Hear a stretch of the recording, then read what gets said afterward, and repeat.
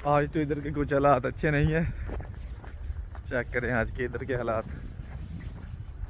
Snow भी बहुत ज़्यादा पड़ चुकी है, इसलिए ना कैलगरी में स्नो स्टॉर्म है। रात भी होती रही थी स्नो, तो आज सारा दिन भी स्नो है, तो स्नो ही आज सारा दिन पड़ती रहेगी। तो हालात देखें क्या क्या बना हुआ है स्नो से, जस्ट टू मच। अभी मैं पहुंच गया हूँ जी जेनेसिस सेंटर, जहाँ मैंने नमाज जुमा पढ़ानी है। मैं काम से आया हूँ, तो जेनेसिस सेंटर मेरे पास ही है इधर।